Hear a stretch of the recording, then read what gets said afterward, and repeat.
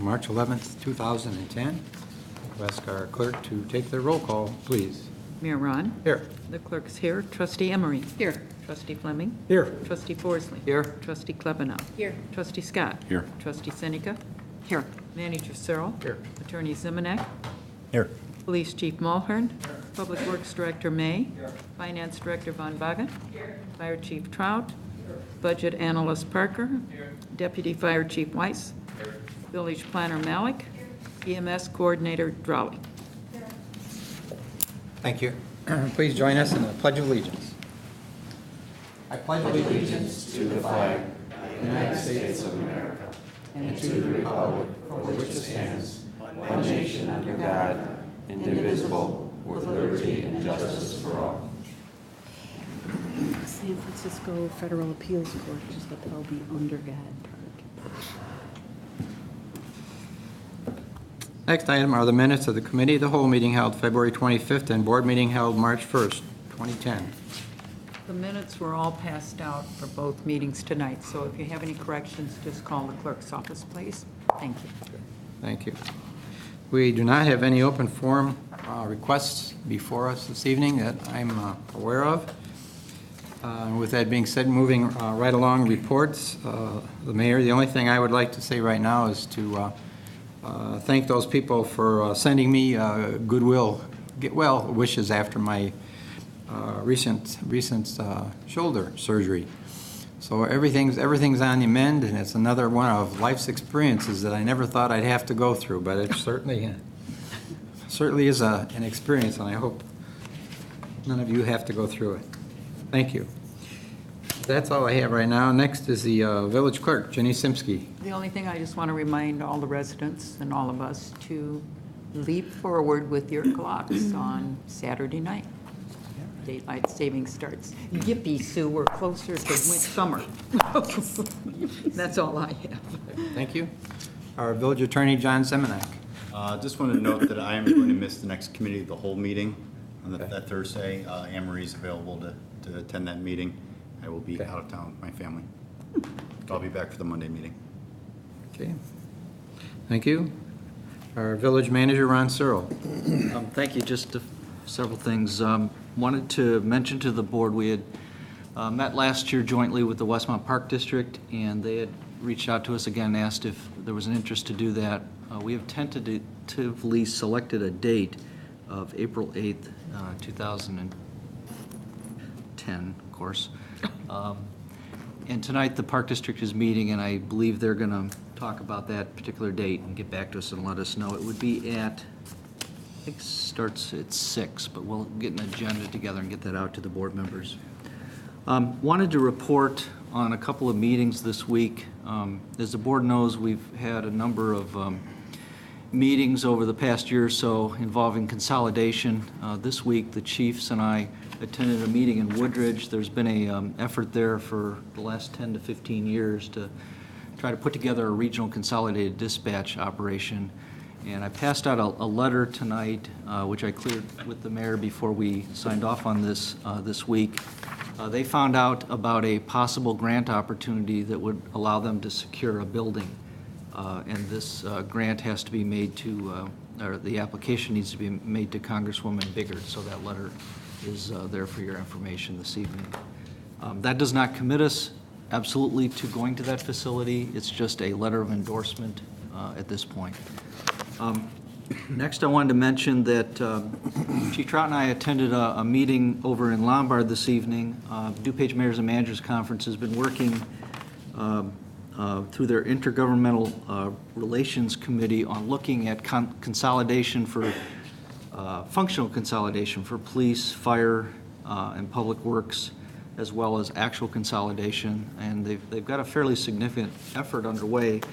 And this evening they invited the fire districts and the fire departments across the county to come and engage the conference in a dialogue about that, and it was very well attended. I would venture to guess there probably was a representative there from every single municipal department and fire district. Learned a lot about how far ahead the fire service is truly already in terms of functional consolidation and trying to do things to save money, and I think it was a really valuable dialogue. Speaking of saving money, the last thing I wanted to mention is just to recognize our fire department. As many of you know, we have what is technically called a combination department, which is a part-time department.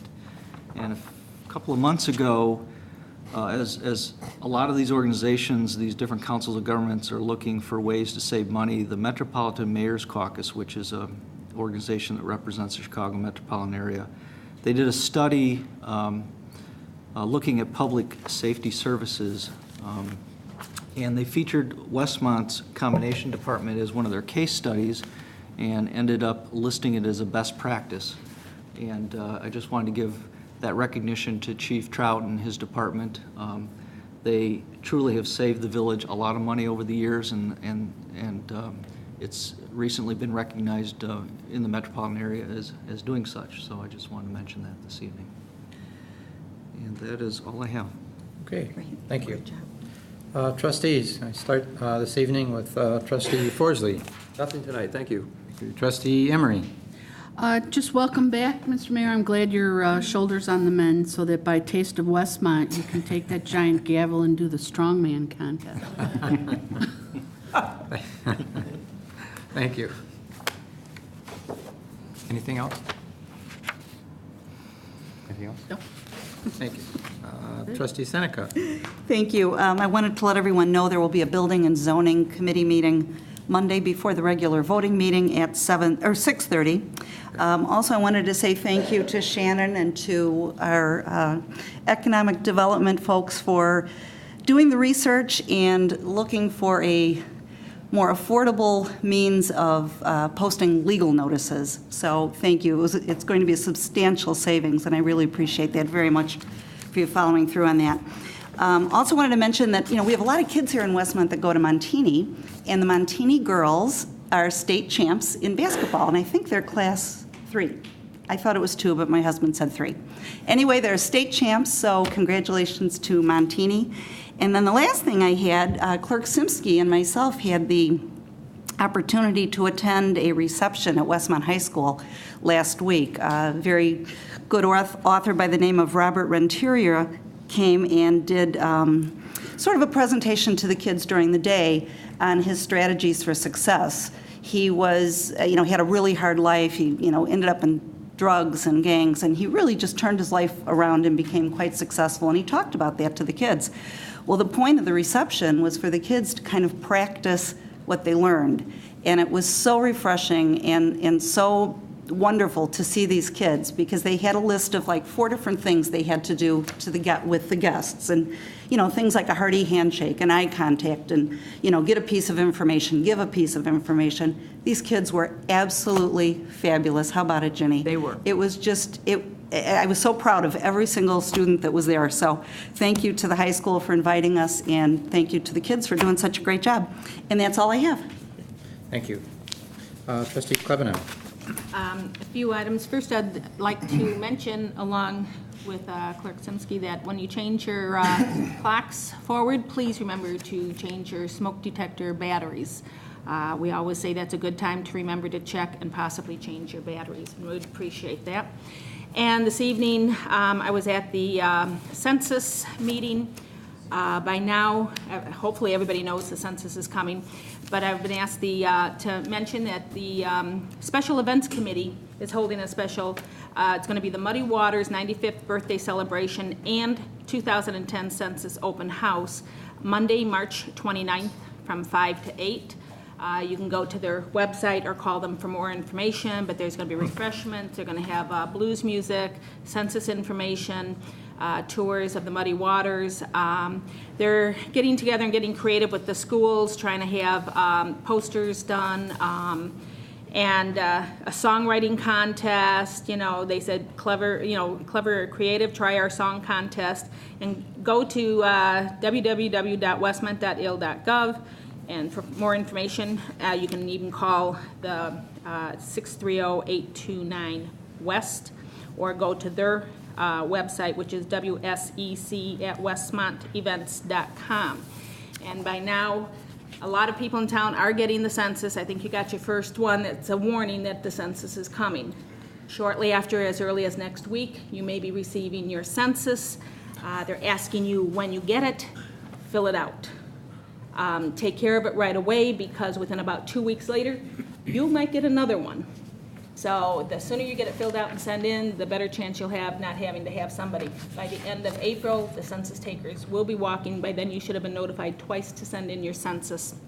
And so all they ask is please get it sent in, and there's even, when you go to this event, there's even a way of going on to the census website, and you can actually see how well the town is doing. I don't know if everybody remembers 10 years ago, we had the thermometer out there to show the percentage as those censuses were coming in. Now you can actually get that information yourself when you go to 2010census.gov. And there's supposed to be a little icon or map at the bottom. You click on it, you put in your, I think it's your zip code or something, and a map, and it will appear to say how well the town is doing on getting the census returned. So hopefully we'll see a lot of people on March 29th. Contact, check our website, check special events website. And let's get the census done and have a good time while we're doing it. So I think they're even going to have games. I think they're going to have things to count, jars with things for the kids to count. Like I said, poster contest. They're still coming up with all sorts of really good ideas.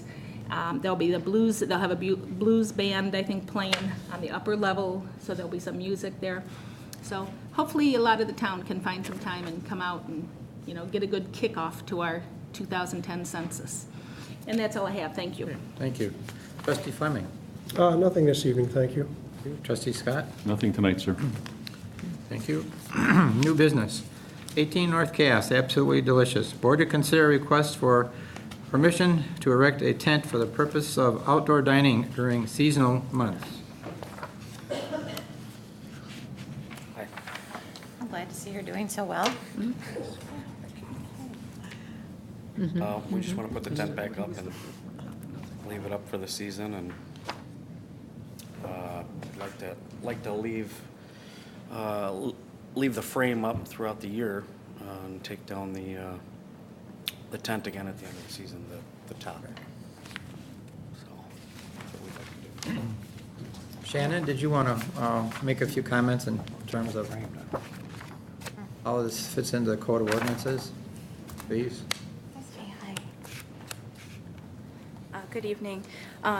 The staff feels pretty strongly that the poles should probably come down when it's not in use, just for aesthetic reasons.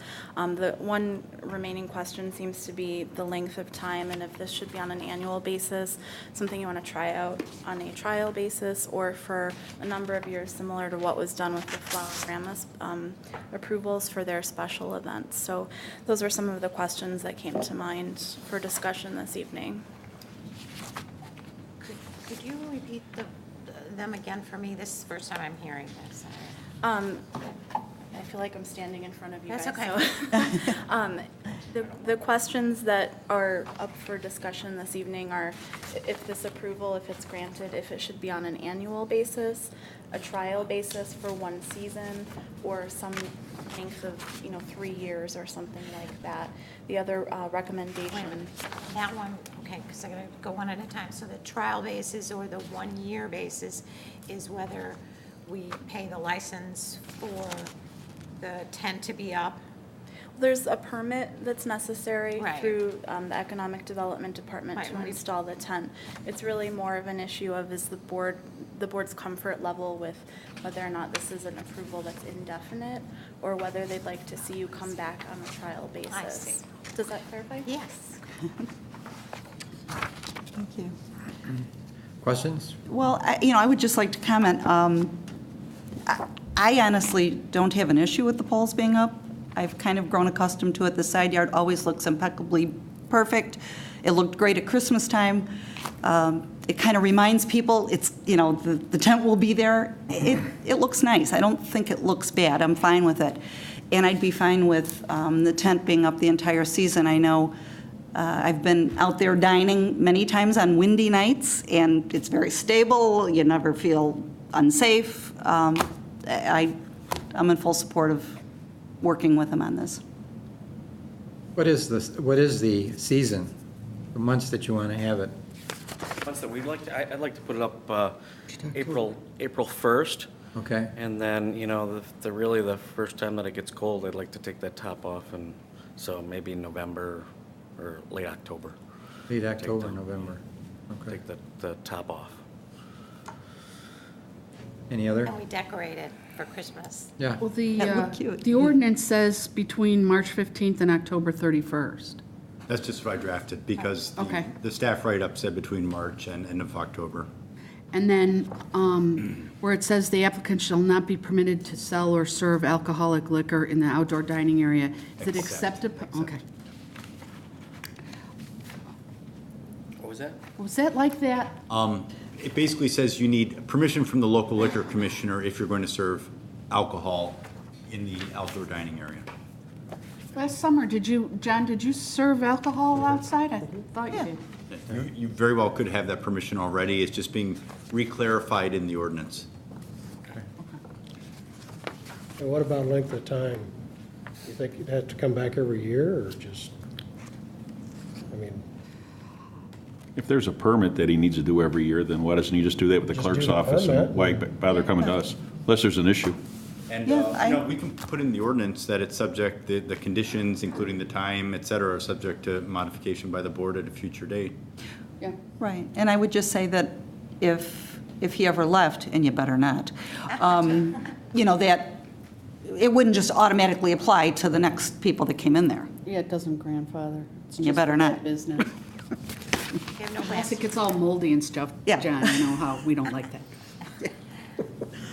We have no plans of moving. Any other comments, board members?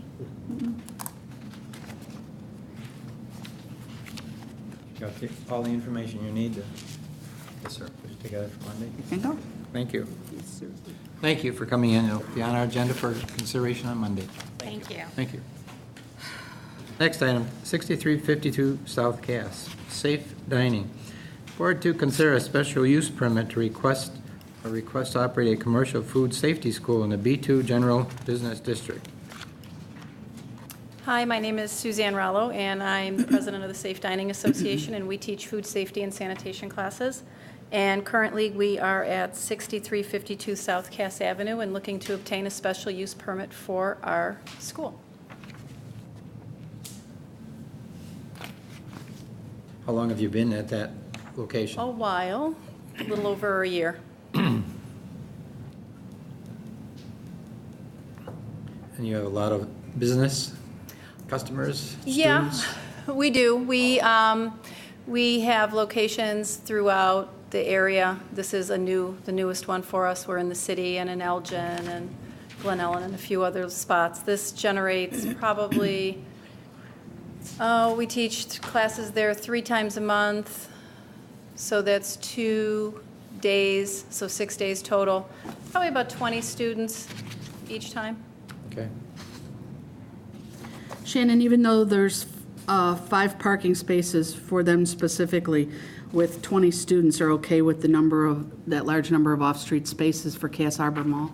The shopping center in its entirety had about 115 total spaces, so based on the type of uses there and the way that they divvy up with each type of formula that you use for each use, they were within the realm of the code parameters. Okay, good. And just a quick point of clarification. Is that, I thought that mall was called something else. I thought Cass Harbor Mall was the little mall that was directly south of that. Like down south a little more, like around, According to I thought the same thing actually, but according to the recorded plat information. so it's, because there's like stuff between Yeah. where Cass Mall, okay. Because it's got a different name on it, you know, that's why I just wondered.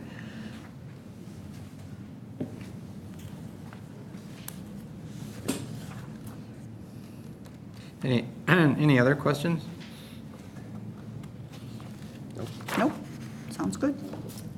Okay, if there Sounds are good no to me. further questions. Thank you for coming in. Next item, Citizens Finance Planning Committee presentation. The Citizens Finance Planning Committee will present their final recommendations report to the village board.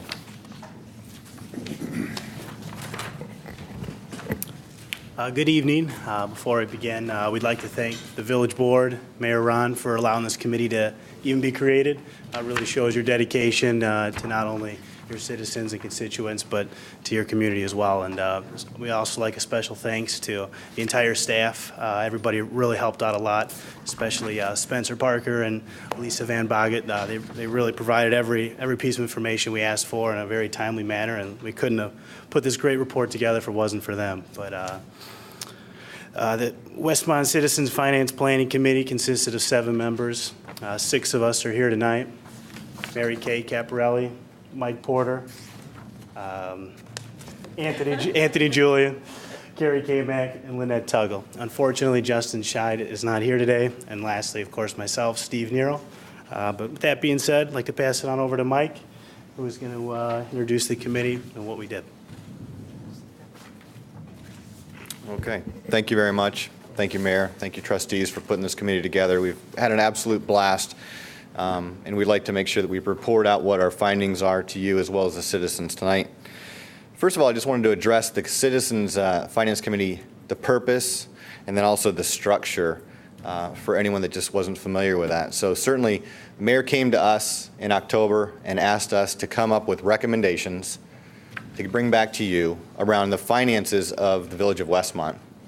And so as we got into our discussions and multiple meetings and really started looking over the financial situation for the village, the opportunities for the village going forward, it quickly became clear to all of us that there were 3 main areas that we should focus on for our recommendations. And those being, what would be the long-term opportunities for Westmont as a village?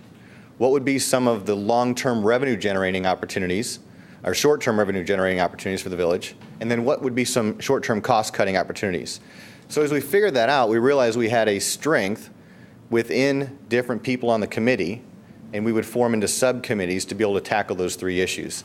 And so just for the purposes of clarity, for expense reduction, Anthony Julian, Carrie Kamack, and Mary Kay Caparelli all focused on that. For revenue opportunities in the short term, Lynette Tuggle and Justin Scheid. And then for long-term opportunities for the village, Steve Nero and Mike Porter. Go to the next slide.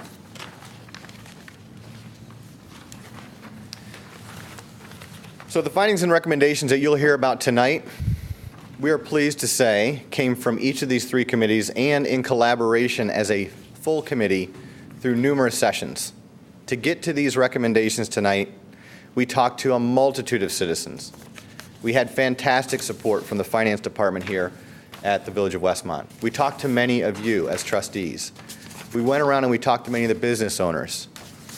And then we collaborated, we analyzed, and we discussed this openly and debated in a healthy way to come up with what could be the recommendations. And what you'll hear about are, in expense reduction, we were able to find over $108,000. In revenue opportunities in the short term, over $163,000. And then also we'll have a discussion on long-term planning opportunities around the need for a comprehensive plan for the city of Westmont. At this time, I'll turn it over to Steve Nero, who will take you through the comprehensive plan.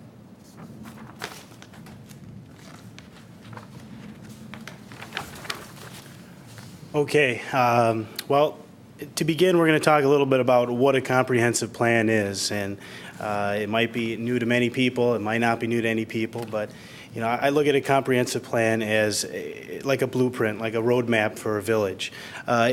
It provides guidance for the development of a community and the management of its resources. It's basically the public's expressed vision for the community. The plan provides a framework that allows a community to preserve its natural resources, build strong neighborhoods, increase commerce, and plan public services, and guide new development. It helps the village flow. It helps the village know where they're going to be. It lets them see the light at the end of the tunnel. It's something that if you look at all successful towns have, it's something that every town that wants to be successful should have. You may say, well, why is it important? You know, some people may say we have a plan from the past, that might suffice, but you know, it's important because it provides a legal basis for the development of the town, you know, for zoning, for building. And it allows for the trustees to kind of make decisions as a collective unit so that each decision is handled more effectively, more efficiently. So there isn't a lot of debate on should we do it or shouldn't we do it. You have the plan to follow that kind of shows you what you actually should have to do.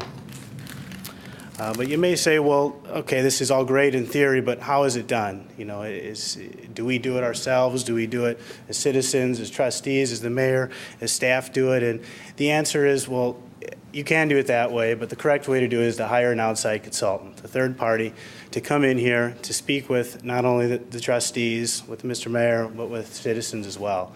And the reason why you want to hire a third party is because they bring in their successes from other villages where they helped create a plan, where they helped show other towns such as Elmhurst and Downers Grove success and let you see what they've done 20 years ago and where they are now. And they're able to bring their successes from other town into here, and they're professionals. They do it all the time. So it's kind of a more efficient, effective process to do it that way. But it's a pretty streamlined process, and the first huge thing is to notify the citizens, the interest groups, and all the surrounding jurisdictions of what your intentions are to do, which is to create a plan. And you know, the first point I really want to talk about is that there's going to be a lot of public input sessions, and that's really important. Is, you know, some people may say, I don't want a third-party company to create, you know, the plan for my town, and it's really not the case. They almost just facilitate it and help you structure your ideas, meaning the citizens' ideas of what they foresee the community to be. But after multiple public input sessions, you're going to evaluate in these sessions existing conditions. You're going to have sessions on community visioning. You're going to have goals and objective setting. So really all this stuff comes true, and you really see what the town wants to be.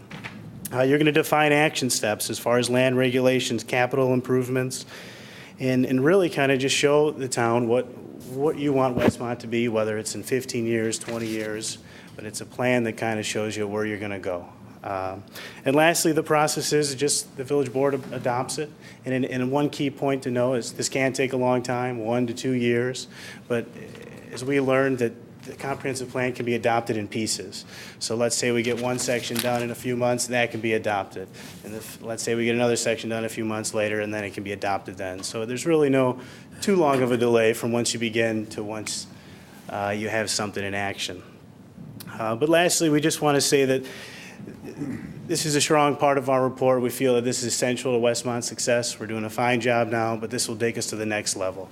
I really think the guidance that a plan will give, working with a third party, will bring a lot of things that we may not have gotten to if it wasn't for the comprehensive plan. So our recommendation is the board seriously considers submitting RFP and RFQs out to third-party consultants to see what they can bring to the table. Now is a great time to get a great deal from a private business, and I think we should take advantage of that. So with that being said, pass it on over to Carrie, who's going to talk a little bit about expense reduction. Great, thank you, Steve. I'll have also Mary Kay Caparelli and Anthony Julian flanking me here. We, first of all, again, to echo much of Mike Porter's sentiments, I want to thank the mayor and and all the trustees for allowing us this opportunity to engage in this endeavor.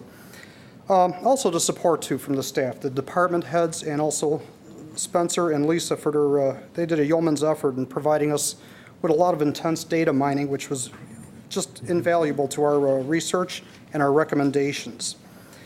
One of the challenges we had was actually, and you may even think of it as perhaps a large shoes to fill. It was a position that we undertook based on the precept that the budget that we are now currently in was a finely tuned budget, really cut down to the bone by the department heads and the trustees based on what we were experiencing in the way of revenue and income going forward into the fiscal year that we are currently in. We knew that the challenges were definitely going to be there to see how we could parse back and reduce expenses further, but in such a manner that would not jeopardize the community's safety, affect the employee database of the village, supporting the community, or putting any extra burden on the tax-paying citizens of the community. So, neat trick, but this is what we came up with.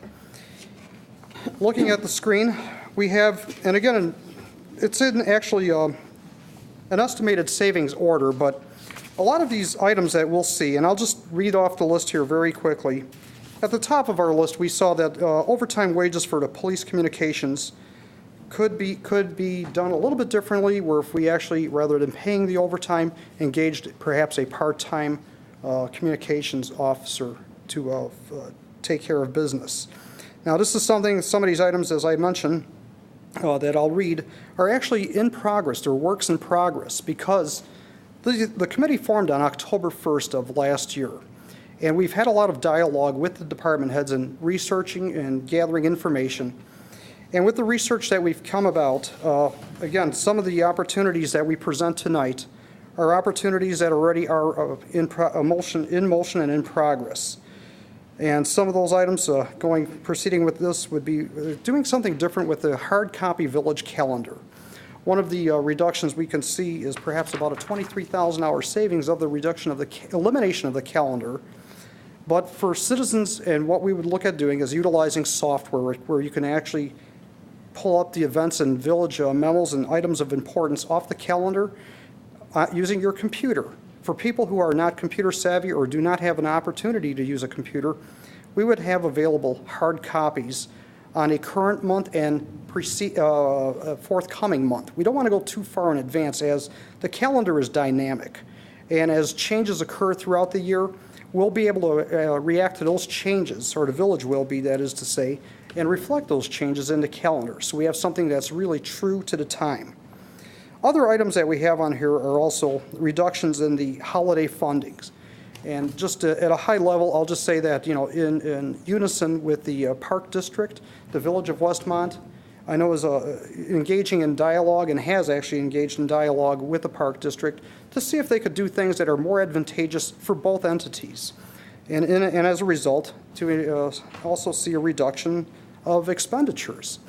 And hopefully it could be a win-win situation. That is to say, where we can actually promote the Park District and the Park District promote the village alike with Christmas decorations in the downtown district. There's other, excuse me, other items. We're looking at cost containment measures. For example, maybe hosting strategic planning meetings rather than having them off-site. Unfortunately, a reduction in the DuPage Senior Citizens Council. Our neighboring community, Downers Grove, actually has eliminated theirs. We're asking for a reduction, but we really are trying to avoid a total elimination of the program.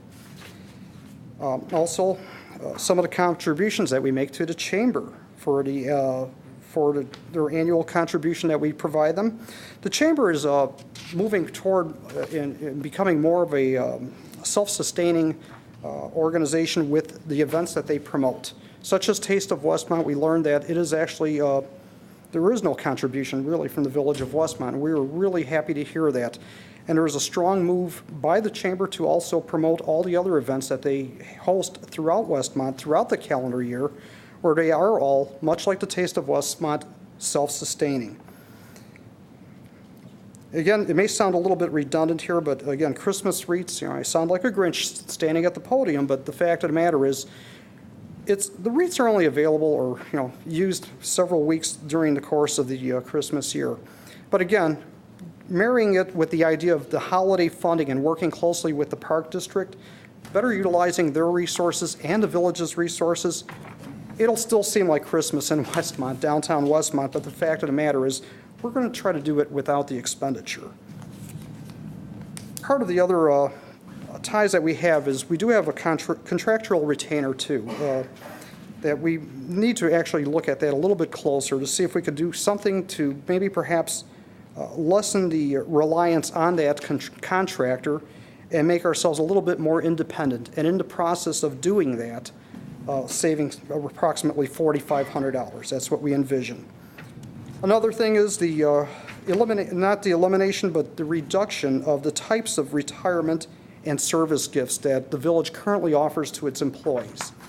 Employees should be recognized, but what we're asking for is a reduction in the recognition of certain milestone anniversaries, and therefore interpreting into a reduced cost and expenditure of the awards and plaques that are given out.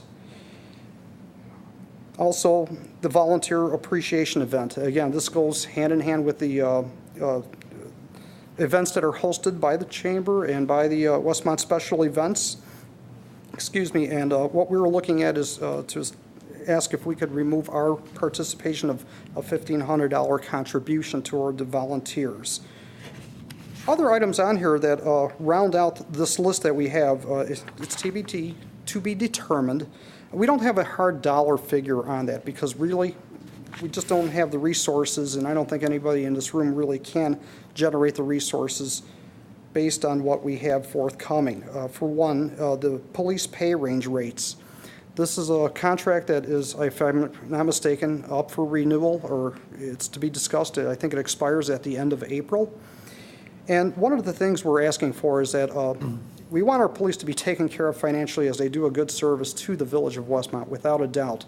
But by the same token, can Westmont really afford to be the community that can support what the current contract? We're looking for something that is more in line with what we can support. Other events too, such as the Westmont special events, I had mentioned that earlier. They are self-funded. We're actually, and there is a move, it's a stair-step program. Right now we're moving toward the total being self-funded. We're asking for an acceleration of that program. So it sounds small, it may be small dollars when comparing it to the big picture, but we are looking at every opportunity here. One of the events too that we had discussed, and again, this was all, again, as we learned through our discussions with the village manager and the department heads, was that looking at perhaps consolidating the 4th of July event with yet maybe another event, i.e. Taste of Westmont, or something to that effect. Some consolidation of efforts. As you know, some communities are this 4th of July foregoing with the expense, and if they're not eliminating, they're definitely scaling back their fireworks programs. We're hoping we can retain it in some manner, in some very meaningful, cost-effective manner. Same is true also with village events grants. That is something that we want also to be recognized and maybe to be investigated a little bit further. And lastly, rounding out our list is the police and fire department vehicles for personal use. When we say personal use, these are vehicles that are taken home after their shift is over. And we recognize, and we have met with the department heads and recognize that there are some vehicles that must have, because they are in many cases joining the first responders' call to duty, i.e. the police department. They have, even though the officer may take the vehicle home, he may at times, he's dispatched, or I should say receives a call and is sometimes one of the first persons on the scene. But we also feel that out of all the vehicles that are taken home, there could be some compromise where some of the vehicles could be reduced, therefore saving us on the mileage, gasoline consumption, and hopefully extending the life of the vehicle too. So that'll actually impact our vehicle replacement program. Again, these are programs, and I should have prefaced this outline here, but these are not just ideas that were dreamt by the subcommittee that Steve had mentioned earlier. Our subcommittee, our protocol was basically to come up with an idea and use the Citizens Finance Committee as a sounding board. That is to say, if it had any merit and if it would fly, it would only happen if the committee as a whole saw it that way. Once it was recognized, then it was brought forward with more research. That is to say, we solicited the data through Spencer and Lisa and the department heads, albeit in writing, face-to-face meetings with them, and then digesting it, and then seeing if there was a justification, if you may, of moving forward with these proposals. A lot were stricken, but we have literally gone through our current budget. It's 324 pages long, literally. And we went over this thing line by line, leaving no page unturned. And in the scope of the big picture here, like I say, some of these may sound trivial, but we wanted to go for every nickel we could. And again, kudos to the department heads, because again, it was a very tough act to follow. They did a fantastic job really, really watching and containing the budget. I was hoping we could have found more than the $100,000+ that are illustrated this evening.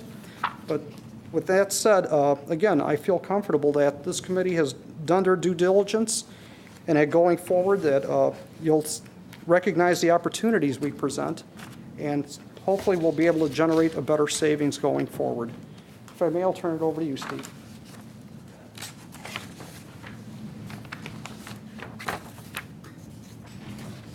I was part of the Revenue Committee, and I am happy to see that on the agenda tonight, you are looking at one of the recommendations we made for increasing the ambulance fees, so we're very happy about that.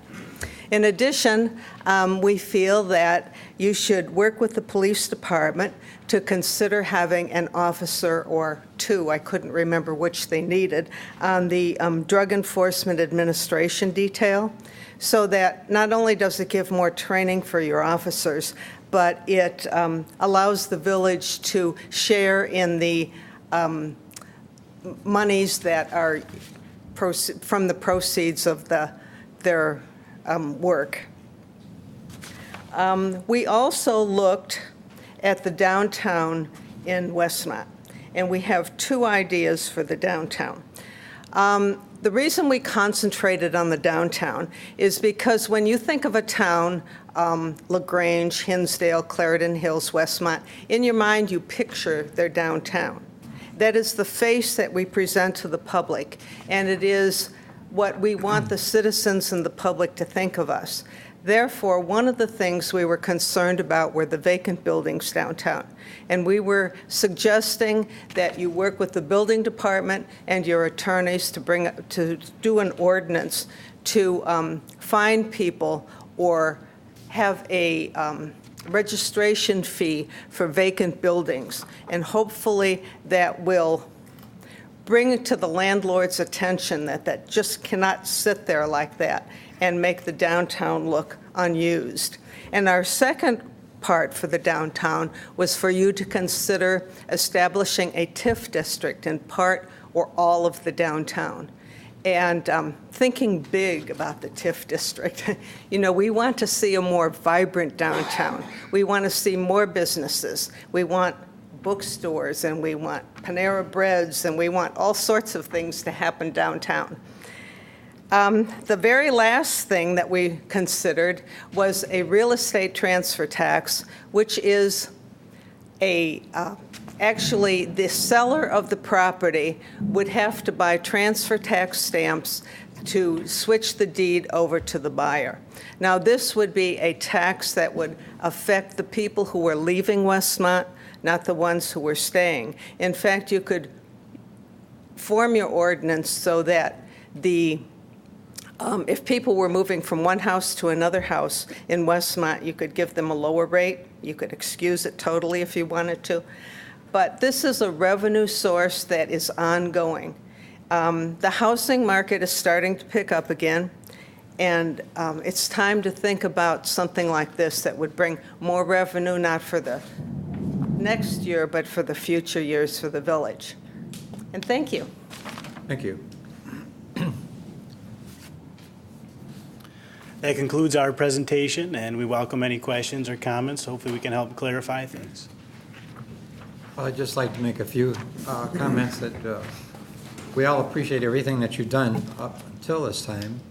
A lot of the points that you've made have been discussion items that the board has had already, the increase in ambulance fees just being one of those.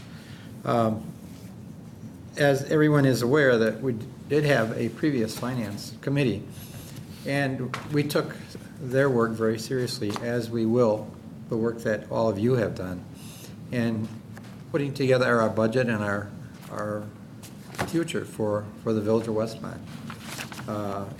It's great to see different members of our community that have so many different ideas on directions that we could take to make the village better, to improve things for all of us. So we cannot come up with all of the ideas. Staff cannot come up with all the ideas. So that's why it's so great to have a committee like this come in and bring some fresh thoughts and ideas and what we might do to increase revenues and also expand our services here in the village, bring in more businesses. And I know you put a lot of time and effort into it, and we certainly do appreciate that. And I think there's been a motion of somebody on the board member that we're going to double your salary because you worked so hard on it. Oh, just triple it. Be done with it. But thank you, Steve, and thank all the rest of you for your hard work. Any other comments from board members? Well, I hope if there are any other ideas that the residents have also, that we can still use them as a sounding board for future ideas and concerns. I'd like to thank you also. It's great ideas we've got here, and we'll hopefully implement some of them, if not as many as possible. I appreciate the work they did too. I probably the only one on the board who feels this way when it comes to the chamber. I guess I was a little disappointed you didn't come down any more than 8,000. There is no town anywhere in this area that gives 58,000 to a chamber. Plus, we pay our own dues. And it's a little disappointing you didn't feel to cut a little further, because I don't think they're gonna be that independent for a while, as long as even the 50,000 they're getting. And I think it's time for the chamber. I know they work hard, and I love Larry, and God forbid I would be upset if that guy ever tried to leave. But you have to draw the line when you're working on a budget and tell them it's time to grow up, and they have become extremely good on finding ways of raising money for scholarships and other things, and I think it's time. I don't know if their membership is too low, because I don't even know what the fees are for the membership. But I just know that when we did our research several years ago, before the economy started going down, the most any town gave was 30,000, and it included a membership. So that's one area I would like to see us. We could probably easily save another 20,000, or at least get them used to it. Start them maybe 1 year this, and tell them next year you better know, you better work your budget out to 30 and get it down. But I think at least it also should include a membership if we're giving that much money. Oops. If I may, Trustee Klebanow, I agree. What I wanted to just mention was that this is actually a foundation. These opportunities that we provide, this is for fodder for you to discuss, to think about. It's definitely, the numbers that were thrown out tonight are in no way etched in granite. So, I mean, obviously, it's a starting point. It's something to think about and get a dialogue going with the respective members who are all parties to this. Well, I've seen a big difference. At the last Citizens Finance Committee, I thought, came up with unbelievable ideas, and this one I think has even gone even a lot further, and I'm very impressed with a lot of the things that they had researched and done in here. And so I really appreciate the work you did. Thank you. I just want to kind of weigh in. It's been a really, really good experience for all of us, and in some ways, it's sort of been a sanity check for us, because some of these things we have had in place. Or we've been talking about comprehensive plan, one of them, and I know we had this conversation. So it's refreshing to see that we're all on the same wavelength. And Trustee Forsley made a comment that I thought was, go ahead and make your comment, $20 million budget, say it, because I think it speaks well. You did an excellent job as a Phenomenal. committee. And Carrie, you talked about it with the staff, to work so diligently as you did in this committee, and to find, and I don't want to demean it. Not to diminish it. 100, like you said, I wish we would have found more, but our staff and the village manager and everybody involved in the village, employees across the board, have done a tremendous job of trying to save money. So to find 108,000 is great. I think, like you said, though, you might think in a $20 million budget you could find, $500,000 or $1 million, and not so here. Everybody's working very hard. So congratulations to you guys and to the staff, and it's just Really did a great job, and all of the new ideas that came out. We've in the past talked about TIFs, but not that seriously until really now. The transfer tax is just genius as far as I'm concerned. I think that you guys really did a good job, and I hope you'll stick around, because we need people like you. I also would like to thank you, and from the perspective of, a lot of us we say here at the meetings, and we say amongst ourselves that we wish we could get more feedback on things, because when we think we're doing the right thing, a lot of times we just hear the pounding of the nails as they're building the gallows after we've done something. But what this does in relation, like Sue said, a sanity check is if the governor and the rest of the folks in Springfield do what they say they're going to do with our projected money, We're not going to be taking a knife to things, we're going to be taking an axe to things. And we're going to be sitting here going, what is it that the residents are going to just be the most furious and what can go? So it's good to see that a lot of things we said will upset residents, but they're going to have to go, is that the feedback from you guys is, yeah, everybody realizes it. It would be nice, but if things have got to go, they got to go. So we really appreciate it because it does give us, a lot of detail on things that from your perspective can go. Okay. Anything else? Mayor, I just wanted to mention that what we'll do Monday night then is by motion, just accept the report. And I also wanted to thank the committee. As we learned this week, finances are sometimes a moving target. As Trustee Emery alluded to, the governor's announced cutting the state shared income tax with municipalities by 30%. In our case, that represents another $600,000 missing from our revenue base. So I guess from my perspective, reading through and understanding the report, as I kind of look at the principles that are articulated in the report as being some clear guidance from our citizenry in terms of how we look at the budget. So that's how we're going to use it as a tool as we continue through the budget process. And the committee has graciously committed to sticking around during this budget process to help guide us further on some of the decisions we're going to need to make. Thank you. Thank you again, all of you, for coming in all your hard work. Appreciate it.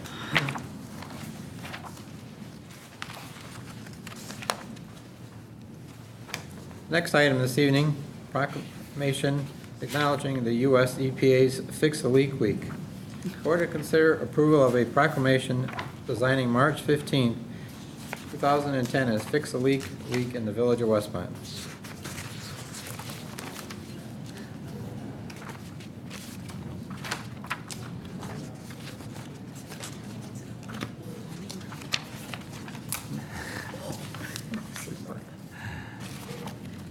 Mayor, in addition to this proclamation, this is a national movement. Week of March 15th is National Fix a Leak Week. The DuPage Water Commission, well, the Village of Westmont, together with the DuPage Water Commission, is hosting, the commission's hosting a couple events, but one of the open house events on water conservation and this related topic will be held at our water division on Saturday, March 20th, to wrap up this week. It's a no-cost event for kind of geared towards children too, and it's an educational opportunity to bring awareness to water conservation, both in we say fix a leak, but running toilets, dripping faucets, irrigation systems, as well as other conservation methods that you can do. So we appreciate your consideration of this proclamation for Westmont.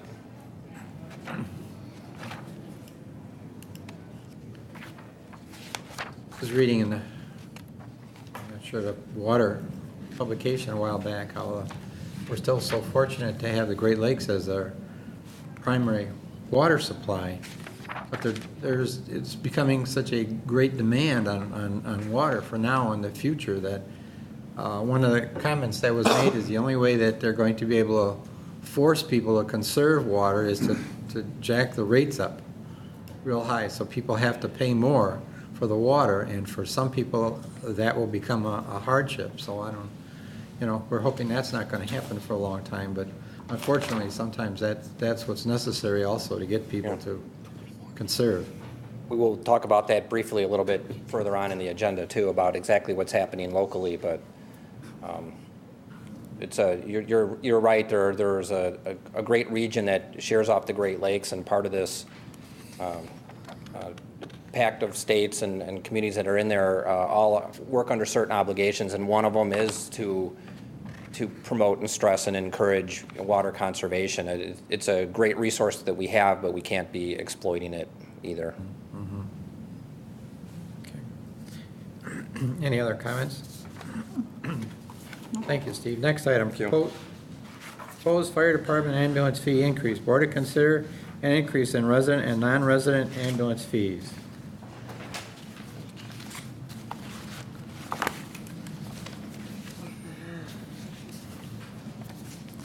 lost that sheet. Good evening. Basically, we're actually putting through to have the ambulance rates increased. We had sent out information in regards to the average as to what the local towns actually charge already. So what we did was we took the average, and we're just a little bit below that, so we want to increase them. Our residential rates right now for a BLS, which is a basic life support call, we charge $450 for. We would like to increase that by just $20 to $470. For an advanced life support, which is an ALS call where we do a little bit more, where we might give drugs or put a cardiac monitor on, things like that. We actually bill right now for a resident $600. We would like to increase that by $200 and put that up to $800 a month. And then for a non-resident for that BLS, we charge $650 right now. We'd like to increase that by $100 and bring it up to $750. And for a resident, non-resident, we bill right now $850. We'd like to increase that by $150 and bring that up to $1,000 a call. And then also increase our mileage rates by $5 a mile. Right now, we bill $13 a mile for, $8 a mile for a resident, $9 a mile for a non-resident. We want to bring it up to $13 and $14 a mile. The other things that we would like to also increase, and we don't bill right now, is when we actually go out on a call and provide a service where we actually say, take for instance a diabetic person. We'll go out, we'll actually start an IV on them, we'll actually push a drug on them, and a lot of times they are fine, and we can just take everything out and call the hospital, and they can sign a refusal, and then they don't go to the hospital at all. We don't bill those people, but we do provide a service, and we would like to start actually billing like $200 a call for that, and insurance does pay for those calls. Okay. For that would be for a resident, and then $350 if it's a non-resident, which we don't really get too many non-residents for, no transport. And then the last thing that we're looking at is charging for a car seat installation, just for non-resident services, and for $20 a car seat. So, and you can see on here what we had handed out the last time, and then also the other night when we had our meeting. We kind of estimated as to what the possibility of what the revenue we could have brought in with the new charges. Because take, for instance, the new charge that we had for our treat no transport. I didn't have that on here, but I think there was approximately 30 of those type calls. They were all residents. So that would have increased our we would have actually gotten like $6,000 for that. And then for car seats, I had 48 non-resident car seats last year, so that would have been $960 that we would have brought in. So, but you can see that there is an increase. We are not raising them where it's going to be above average. This would be average because we took, like I said, surrounding towns, communities, and we averaged everything out, and we're right in there. So, and I do know for a fact that Hinsdale Fire Department is looking at increasing their rates, as well as Downers Grove is increasing their rates too. So, any questions? I do. How many of these towns that you show on here, I don't know if I see it, how many waive their fee for residents? They take whatever the insurance pays, whatever they can get out of Medicare. I do not know that. That would be consignment, and we also take a consignment, where what we do is we actually take what Medicare pays for, their billing, as well as if they have a supplemental insurance, and then the balance is written off. Okay, but for regular residents who aren't on Medicare but have insurance, if their insurance doesn't cover this, do you waive the fee for a resident, not for a non-resident, but for a resident? Well, if they're not in Medicare, it's just regular insurance, no, we do not do that automatically. But if they have a hardship, then we do that case-by-case basis. And are they absolutely, because I contacted a couple of insurance companies and they haven't gotten back to me, but they're not positive that they ever heard of paying for a refusal. And they're checking in, they have to wait and get to their underwriters, and you know how long that's gonna take, but some of these places have not heard. Now, car insurance-wise, she guessed that if it was a car insurance, a car accident, the medical, if you have the medical, you have comp and collision, you might have liability. If you took out the insurance of medical, she's pretty certain, without hearing from an underwriter, that they would probably cover any fee that the fire department gave, but without the medical, she can guarantee they won't pay a penny whether the ambulance transported or not transported. So then it would fall under the insurance of the medical insurance of the person's personal medical insurance and not the car insurance taking care of it. So, I mean, I've been trying to check. The reason I questioned is we also have an article, and I know that according to this article, Glendale Heights, obviously in this article, their chief says that they waive any fees to the residents outside of what's not covered. In this circumstance, say there was a instance for the transport. I guess my biggest problem is the refusal. In our CPR last night, you talked about restaurants. Somebody's choking. Usually, hopefully, somebody's starting to try to do the, not the CPR, but the Heimlich to get it out. But in the meantime, somebody, maybe the restaurant's going to call 911. Right. I don't mean to interrupt you, but what you're saying, we don't charge for refusals. When we go out and like a car accident and they don't want to be transported, we do not charge for that. What I'm talking about is if we actually render ALS care. Okay, that's what I wanted to make sure. Right, where we actually start an IV and we actually push a drug, anything like that. That's the only time that we would bill those people where we treated them and we did not transport.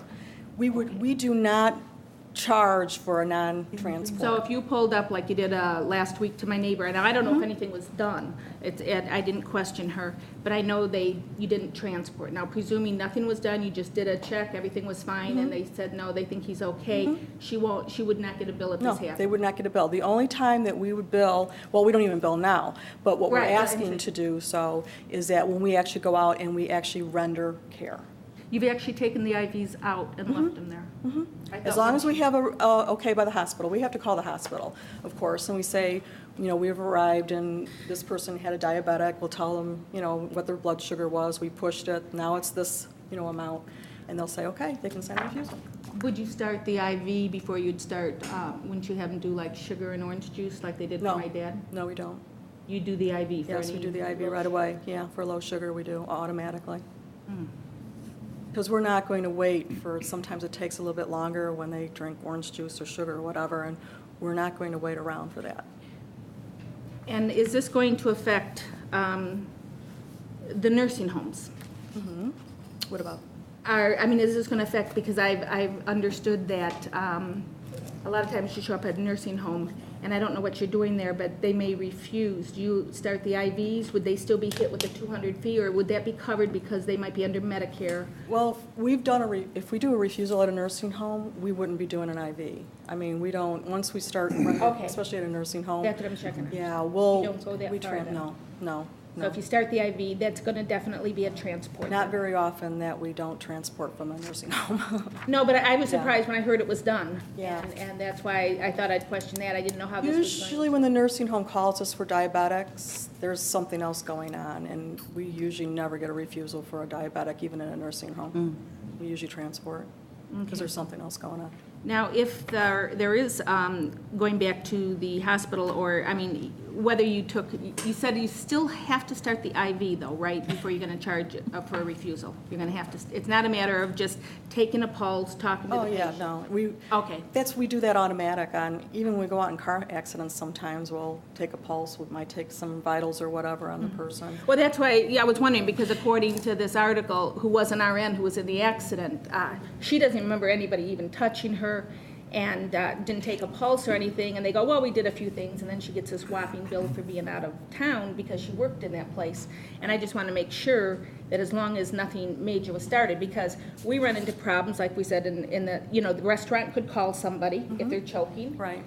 You get to a lot of car accident where they might, OnStar is going to call them. I don't think we're changing a policy in this. We're not changing policy, so whatever is the policy we've done in the past is going to continue. No, but the So, policy, we are changing but we because they haven't- never used to we're not charge changing for policy. some of this, and now they're going to start Well, charging. those items, like that they were saying here, Right. but I think, have we gotten complaints, is my concern, from residents of how the current policy has gone, and we haven't. So all we're doing is looking to raise the rates to what the average in the communities surrounding us, and those rates, those surrounding communities, are looking to raise their rates, so we're still going to be below the surrounding communities. I don't. Well, So I'm not sure where you're going with this. And truly, every time that ambulance goes out, I know there's a cost associated with that because we're paying salaries, we're paying for supplies, But we've we're got paying wear for and those tear on the salaries when they're ambulance. sitting inside We've watching got- TV or cooking their dinner. Well, but It's we're the not, same you know, wear salary. and tear on the ambulance, starting an IV, that costs money, you've got product, you've got drugs. They I get mean, reimbursed for those products and drugs from the hospital when they go there.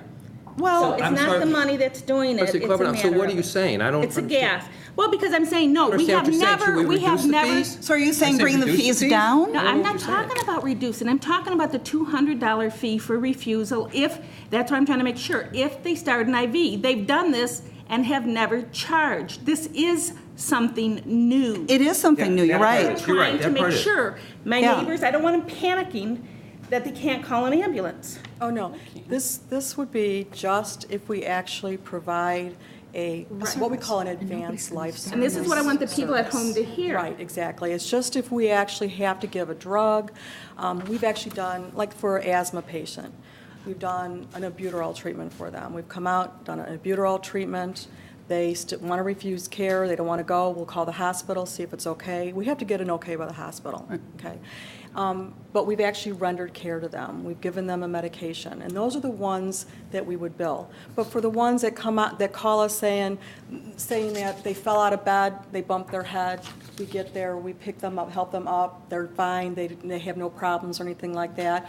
We might do a set of vitals, we'll take a pulse, we'll do a blood pressure on them, make sure that they're okay. So they will have a small little checkup to make sure that Yeah, they're not. it depends on what happened to Okay. them. It really depends on I don't what want people to be happened. scared. Right. to Oh, no, call. no, absolutely not.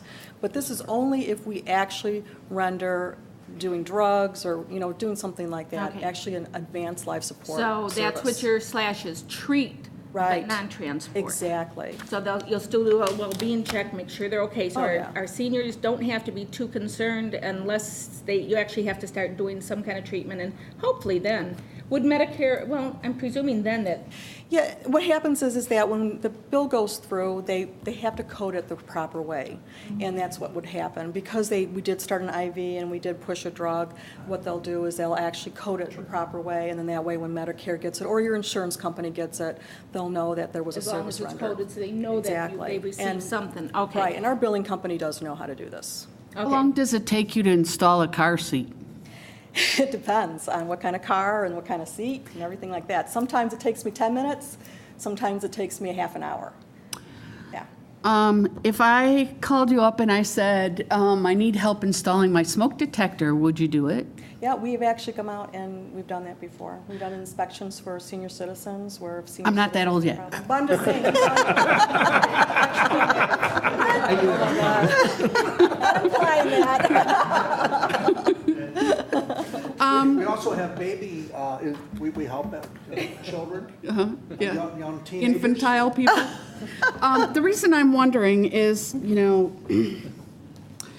it's a safety thing for our residents.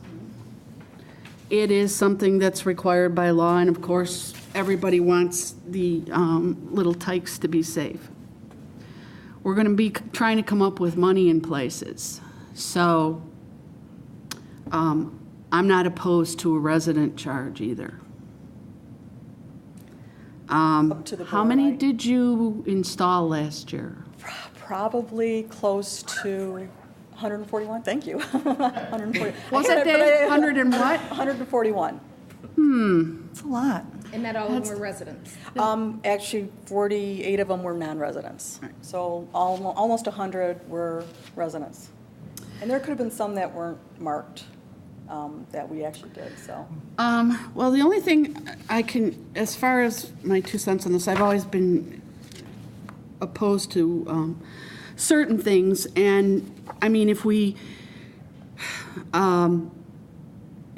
when we give you the insurance information, we pay for it now or we pay for it later.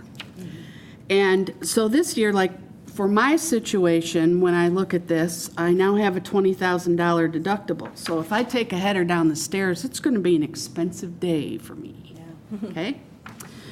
That said, I'm concerned about our senior citizens, and I'm concerned about our residents who are having money problems. I am not averse to increasing the costs. I have come around, I have seen the light. The part that troubles me is when it goes into collections. I find that extremely troublesome.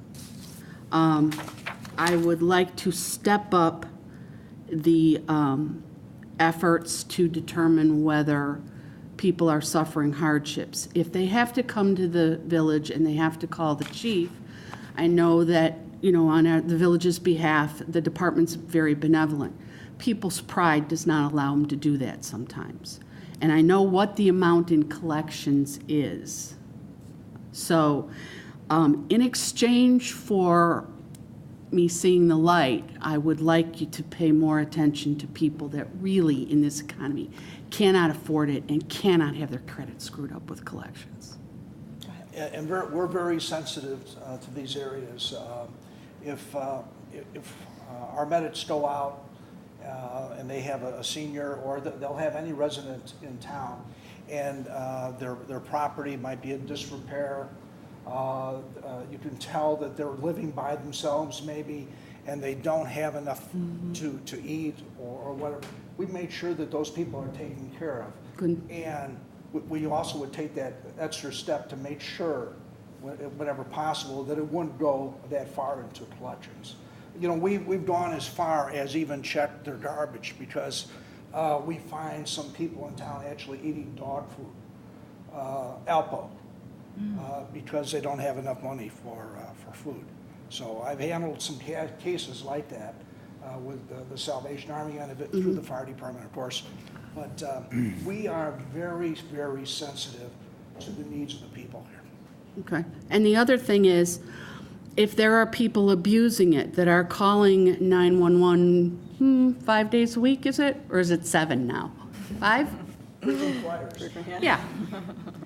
I think, and this has nothing to do with your request for raising the fees, but I think we need to set aside some time, possibly at the next Public Safety Committee meeting, about how to deal with them. Because what that is theft of service. And they need to be made to understand that they can't continue to do this. We're all paying for it, and it's nonsense. And the issue, though, is that they think they have an emergency. That is an emergency for them, and that's why they call us. Under our agreement, or basically the state law with Illinois Department of Public Health, we get called, we have to go. Right. I have talked to people when I've gone on calls that have called maybe the third time in the same day. And then we don't hear from them for maybe a couple months, but then they start up again. So, I mean, it is an issue. But like I said, it's like, it's their emergency. They feel that it's an emergency for them, and who is it for me to say that it's not? The other end of that too, and I consider this part of our service in EMS, is that sometimes, especially with a senior, a person that needs someone to talk to, they call us just because they're lonely. And that I mean, happens a it lot. happens. I mean, it does. I mean, it's a sad situation when someone has no one. We need to put them on Meals on Wheels. They do well being But to that's talk it. to them, but They yeah. just want to talk to someone. I have referred numerous people to the health department. I mean, where the cases where we see that there's not enough food, or it hasn't, you know, maybe the house hasn't been cleaned in a long time. There's like a lot of disarray or whatever, or they're not able to take care of themselves. And you can tell there's some times where they're not able to take care of themselves. I have gone as far as to tracking down relatives of these people, because the relatives just leave them alone. They don't even go and see them. They don't go visit, nothing like that. So I have done these things. The problem with going to collections is that since we do have an outside service that does our billing, they have 90 days. It's like they get like a couple different bills, and then if it's not done after 90 days, then it automatically goes to collections. The issue is that I don't have the time to sit there and look at that collections to find out, okay, this person, you know, I would have to actually physically look at the page, then I would have to go to my computer, pull up that call, and I don't have the time to do that. I don't have even another person to help me with that is the problem.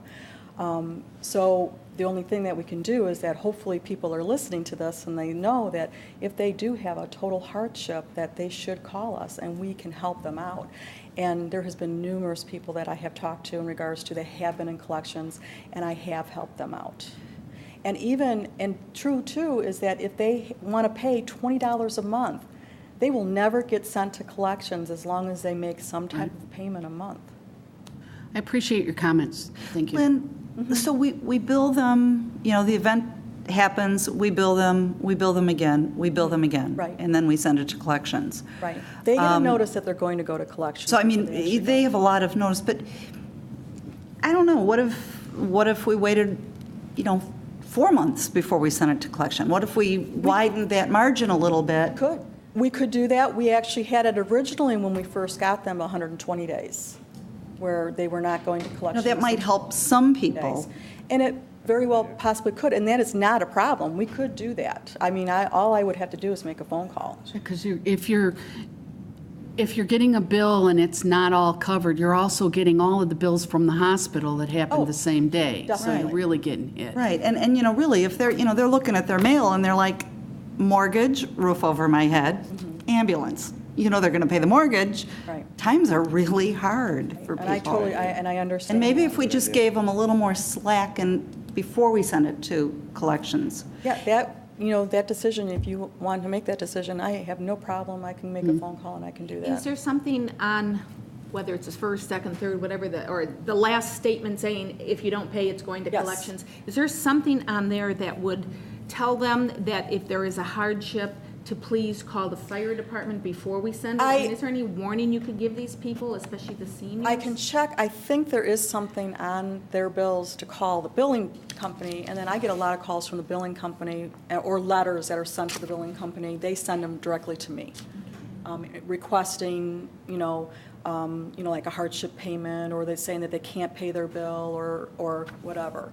I get those letters, and then I contact. I mean, I've never seen anything, how a bill comes, a warning before you go to collection agency. Thank God I've never had to see anything like that, but I can't visualize, would it be this, you pay this, or you're going, or would it be something nice saying, you obviously are having a problem, if you can't make this payment, please call this thing so maybe we can help or make arrangements? Is it, I don't know if it's a nasty letter or what. I don't know. Can't I don't visualize. think it's not, I know it's not a nasty letter, but I know it states in there that if, we do not receive payment in such and such a date, it will be sent to collections. And if I'm not mistaken, I think there might be like a red notice, like a red sheet of paper, or some colored Something sheet of to paper. attract their attention, To attract the attention of the person.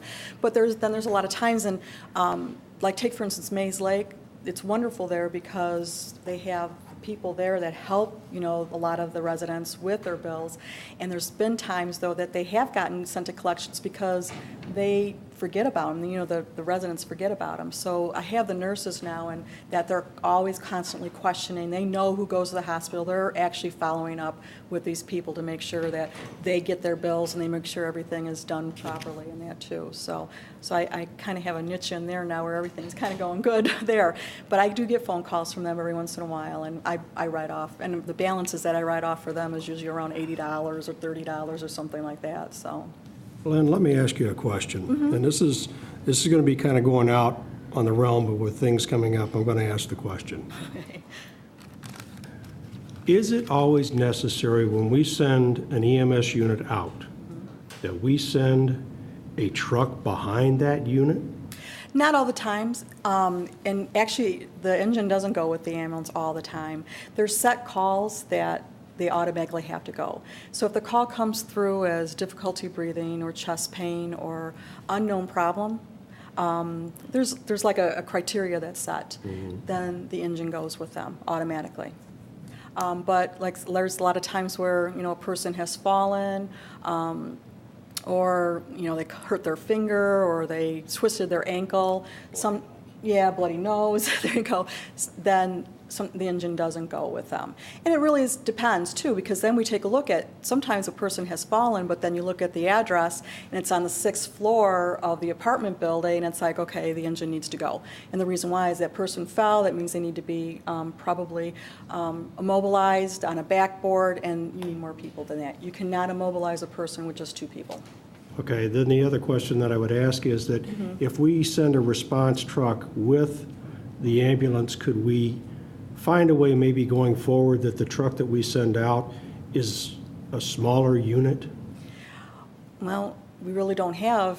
No. Yeah, I understand where you're coming from. What I'm saying is, we have that nice big ladder truck. But when I see that bad boy going out behind an ambulance, I get a little. I've seen it go. I've seen it happen. And the only reason why it does is because the engine's not available. Okay. That's the only reason why it will go and follow an ambulance, is because the engine's not available at that time. They're either on another call, or they're helping the ambulance and they can't break off, the other ambulance, they can't break off at that time. The only time when that truck goes is when there is not the engine available. Okay, now, is there, the list that we have, is this a protocol list that we've come up with in-house, or is this something that's been regulated? No, we came up with it in-house. Okay, is it something we could maybe look at going forward? You want to look at it, or do you want us to look back at it? Because I've looked at it. We can make it available to the board. Yeah, if you would like to see it. I'd like to see it, because if you've got a code 50, then Pretty, matter of fact, earlier tonight at the meeting, the consolidation meeting that Ron and I were at, that was one of the questions that was asked. They asked, why are... is obviously something that people think about and see in other communities, because it was a question asked by one of the mayors in our neighboring communities, and there was quite a bit of discussion about that and kind of the philosophy behind it. Okay.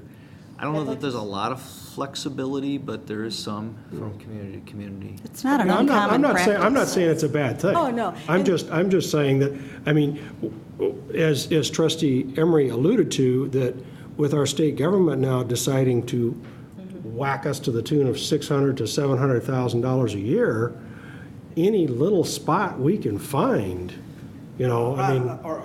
Sorry, this is one of the things that, matter of fact, we look at almost yearly. Okay. We've talked about before. We talked about, rather than sending an engine out, how about if we just send one of the cars out with another fireman, and so on and so forth. The problem with that, though, then you have a 3-man crew on the engine. Now you take one person away. Now it's a 2-man engine. Now you have a fire call, or you have another EMS call. Now you have a problem because of the people that you're pulling around. Now you can't handle 2 emergencies at once. So if you're going to draw from one, there's always a downside to it. So you save a gallon of gas, but you then have a problem with another emergency. And we could always check. But we will send that out to everybody. Yeah, you could I can send it actually out. also find out, too, as to, like, take, for instance, last year, I could probably pull how many times an ambulance went by itself and how many times the ambulance and engine went together. if you Probably can, pull that. because, I can try to do that. It'll Yeah. give me a little time, but I'll get it yeah, done. I mean, it's not like, It's, honestly, it's a question that's been posed to, Right. to us on You could several pull that. occasions. And it's I mean, always just- been told to, and we've talked about this I in know. officers' meetings also, and I said that, the big thing is that an officer has the prerogative to not go with that ambulance. If they feel that, that call is like, you know what, you guys can handle it yourself. But that ambulance can always call for that engine to come and assist them. If something happens, or if they get on the scene, it's like, oh, it's something different. Because there are times where we get called to somebody that hurt their ankle and they're unresponsive. Okay. We get in the door and this isn't what we were called for. It happens more often than you can think. So that's the issue. And my medics know that they can always, if the engine does not go with them, they can always call for help. So, and it has been done. So what I'll try to do then is I'll try to figure out, how many times that engine ambulance went together, how many times the ambulance went by on its own for you, and then I'll get you that procedure. Now, Yes. My point is, and I think from the board, you want that information. You're the professional. You've done an outstanding job in this community, and that's all we get is compliments. That's nice that we want it, but I get it, I look at it.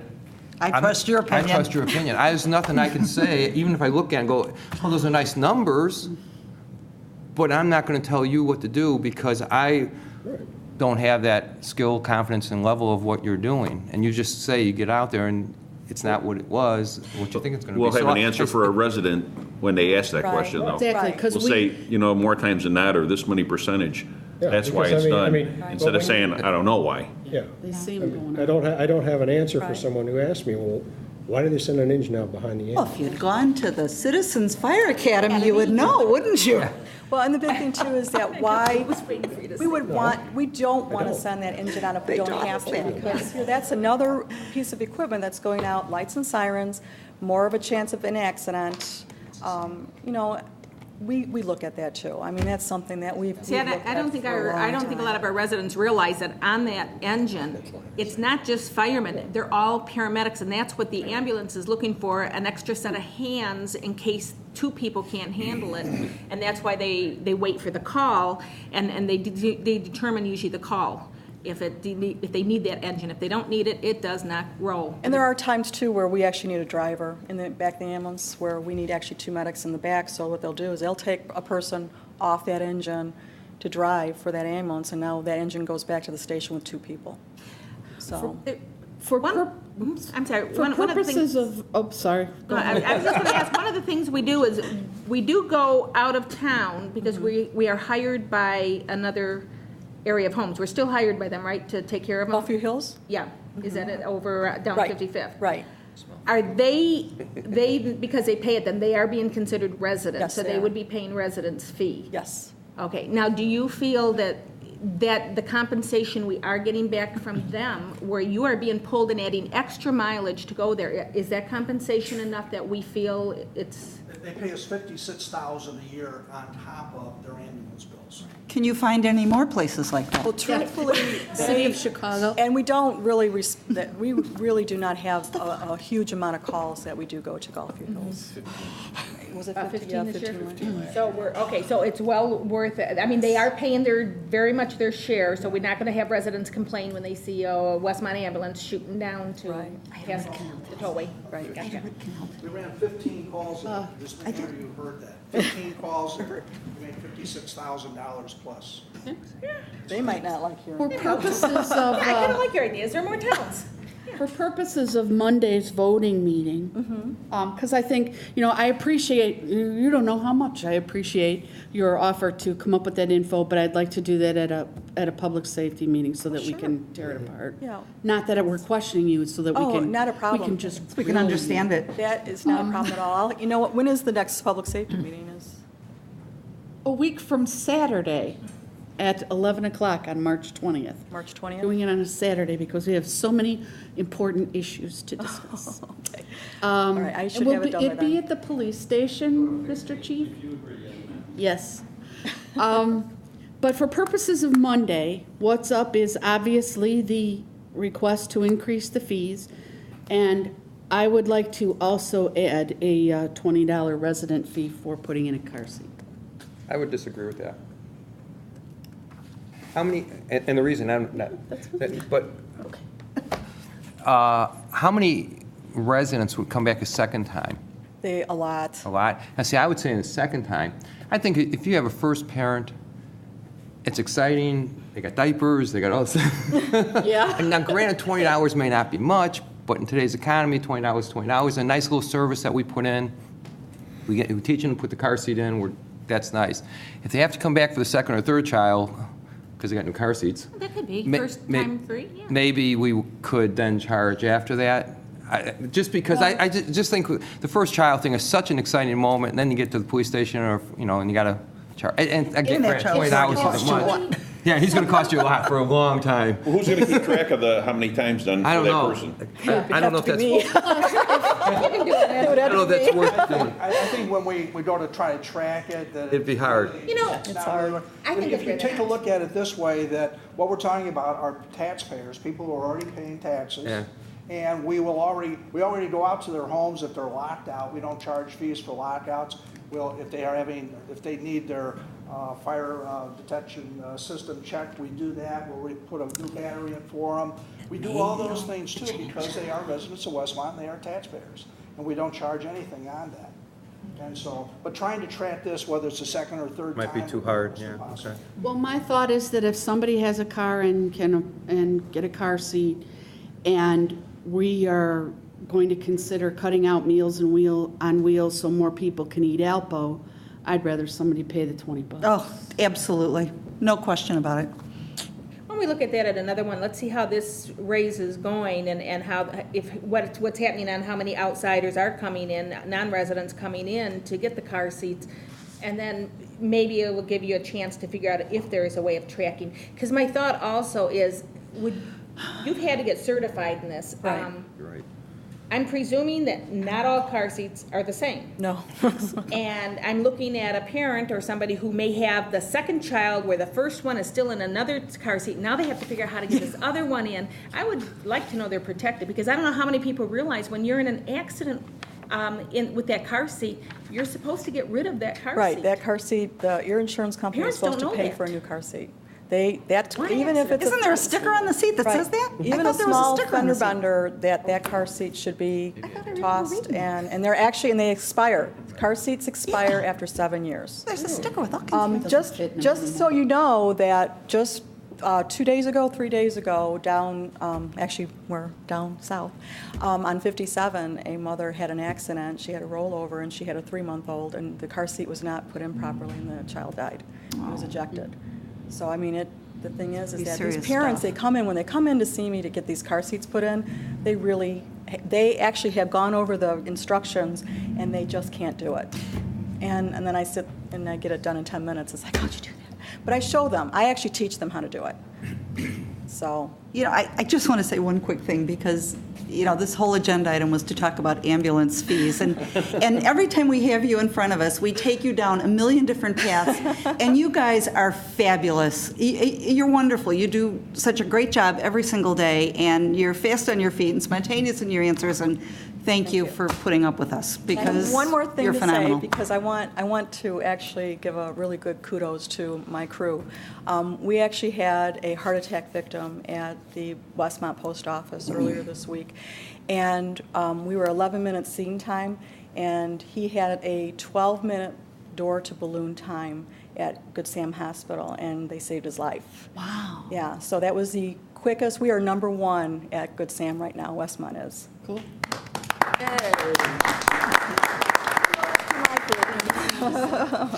Thank you. Any other questions? Thank you. I got one thing, while we got the podium, since Trustee Emery, you brought up about installing smoke detectors. This last week, I put in for a grant about a month ago for the first alert for some free smoke detectors. And earlier this last week, we received 30 free smoke detectors. So I want to make sure it's clear to the residents, if you do not have a smoke detector in your house, please contact the fire department, give us your address and your name, and we will get you a free smoke detector. Thank you, sir. On that caveat, I know on CO detectors, there is an expiration type. They're only good for so many years, if I understood right. Is that the same for, smoke detectors? Because I remembered when I got my CO, I remembered writing the date I bought it when I read the instructions, so I made sure I know when it expires, but there is same on the... There should be an expiration date on Okay. Right. We may need them. Mine are probably 35 years old. Thank you. Nice job. Thank you. Next item, water rate analysis for fiscal year 2011. Oh, yeah. Board to consider approval of a pass-through water rate increase of 16 cents per 1,000 gallons for all customers affected with usage measured after the mid-May routine meter reading. I'm afraid to start with another, discussion, but this is actually something we've been talking about for a while, and we didn't even have complete information. And well, actually, there's other outside meetings going on tonight. But essentially, back in May 2009, we did a water rate increase for our water customers, and it was the first time that we had done that since 1992 when we were first on the Lake Michigan Water, the DuPage Water Commission customer. And at that time, the DuPage Water Commission had a schedule of rates that they were going to charge us as their customer over several years, and it was already a published rate, and that's what we planned for. So we set our rates based on the rates that they were going to charge us. Recently, and I think if I've got this correct, they were going to be voting on this tonight, but the recommendation at the DuPage Water Commission is that they're going to change their fees by a different amount than they originally published for to be effective this May 1st. And the increase will be 16 cents higher per 1,000-gallon unit than it was, than we were anticipating. So 16 cents doesn't sound like a big deal, but when you put it in perspective, this unanticipated increase, as a whole, as a community, Westmont uses approximately 1 billion gallons of water. And this is water we have to purchase from the DuPage Water Commission. It's at least 900 million gallons. It's somewhere typically around 950, but using the 1 billion number, a 16-cent increase accounts for a deficit of $160,000 that we would have to absorb if we didn't consider this increase. So the recommendation of both the Public Works Committee and the Administrative Finance Committee is to pass through this 16-cent charge directly onto the rates. It's effective May 1st, but we do the bi-monthly billing, so the different people will get it on a different cycle. Trustee Forsley asked at the committee meeting, what does that mean to a typical user? And I didn't have an answer at that time. But Mr. Ramsey says that a very typical average number for a family of four, a residential user, uses about 40,000 gallons per year. And when you break that down into our bi-monthly billing, they use 6,600 gallons, or 6.6 of these we bill in 1,000-gallon increments. So at 16 cents, per that unit, the average user will see a change on their bill of about $1.05, maybe $1.06, at that rate. So that's the impact to the residential user. Although almost two-thirds of our usage is by commercial vendors, but for a residential comer, that would be the effect. Thank you. And if I could ask our manager to step in here and explain why to the public that their rates are going up to the higher rate other than what they originally published due to some accounting errors within their system. Well, the facts are that we don't know exactly why at this point. Yeah. They hired what they call a forensic auditor. Was it late last year or early this year? And I believe we're still waiting for the results of that. But they suddenly identified a severe gap between their revenues and their anticipated expenditures, and now they're having to adjust their budget, and they're essentially passing that on to the municipal customers. And as Mr. May mentioned, they're meeting tonight. We think they're going to vote on this increase.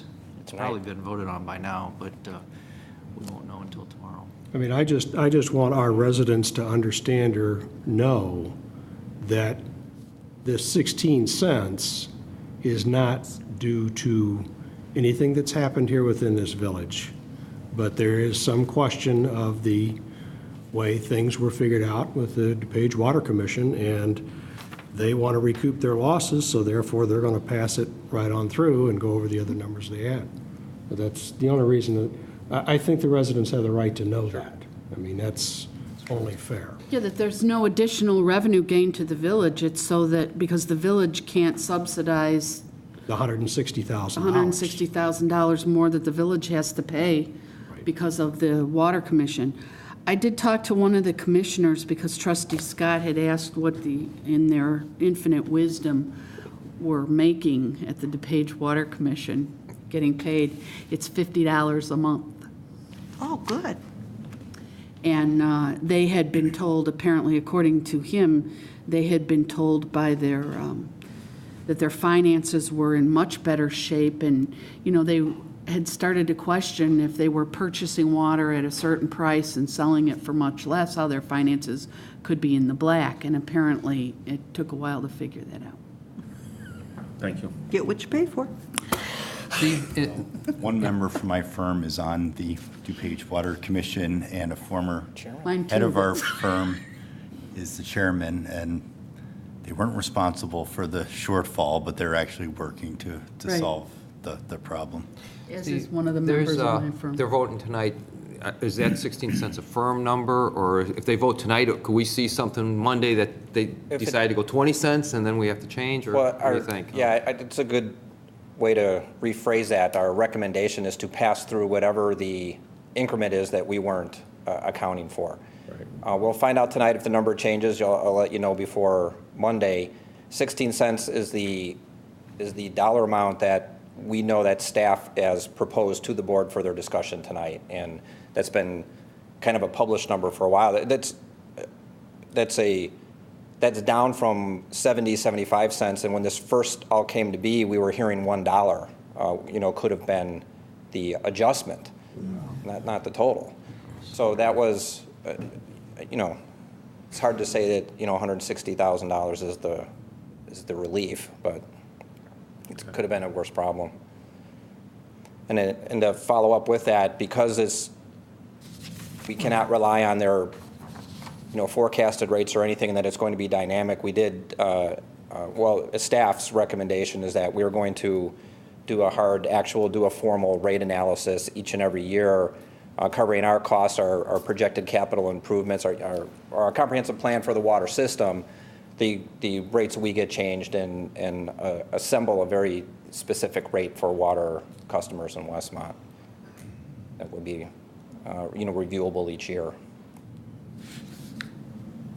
Could I suggest we speed up a little bit because the mayor is, No, that's fine. he's No starting to hurt, I can tell. Any other questions on that? Hours of parking restrictions in the central business district. Or to consider ordinances to establish uniform hours of parking restrictions in the CBD. Mayor, and as many of you learned at the Public Works Committee meeting, there's an awful lot of information in this ordinance, but it doesn't really boil down to an awful lot of changes. It's a big percentage just housekeeping, things that we found when we did the investigation. You went through we already have a parking plan downtown. You went through the system with the downtown parking permits. We started that I think, shortly after Thanksgiving. We started issuing permits in December, and then in January and February, we started doing more aggressive enforcement of the on-street parking. At that time, one of the typical types of complaint that came was people were unaware of the restriction, and we had a request at Public Works to add more signs in the downtown because it wasn't adequately marked. And I didn't believe it when I heard it, but sure enough, when we went on and inventoried them, there were many gaps in some of the blocks where there were long stretches that wasn't obvious. So when the sign shop, Jimmy Wright, asked about putting more up, and I was like, sure, just go do it. And he's like, well, which times do I use? And I'm like, what do you mean? And a big part of the problem is some of our restrictions start at 6 a.m., one starts at 7 a.m., some of them start at 8 a.m., and there was no consistency in the window of when these were being enforced. So his question to me was, which made me go into the code, and then that's where this project never ended. There was I kept finding, things that were worthy of correcting. So to sum it all up, the changes in this code, for the most part, reflect exactly what you see in the field and how it's already posted, and there's not much deviation from that. The theme is to keep the 2-hour parking on street in the Cass Avenue corridor, and of course out in the neighborhoods and the side streets there's 4-hour parking. The specific changes in the proposal before you that you'll see different than are in the field are on West Irving Street. The first half block off Cass Avenue is parked for 4-hour. We're going to make that consistent with the 2-hour like on Cass Avenue, just up to the alley, and then from the alley over, that'll go back to stay at 4-hour parking like it already is. Similarly with West Norfolk Street, that's the only change is that half block to the alley. East Burlington Avenue, the stalls in front of the small strip center over there by Yokohama is, well, according to the code, there's no parking there. So since it's on street, we're going to be consistent with that, make that 2-hour parking as the rest of Burlington already is. Lincoln Street here adjacent to Village Hall has 30-minute on one side and 1 hour on the other side. And for as long as we've been looking at this, no one really understands why the unusual limit. So we're changing that to 2-hour to match the rest of the 2-hour theme in the central business district. And then lastly, West Quincy already has 30-minute parking along the businesses. There's a handful of stalls across the street by the fountain. We'll revert back to 2-hour. They used to be 2-hour. They were changed to 30, but that was never reflected in the code. And in front of the median by the depot, that already is 2-hour. And then in front of the Village Hall, we're making this 2-hour too. We never addressed that when we changed it to a one-way and put all that angle parking in there. So across the street will be 4-hour, down the blocks 4-hour still.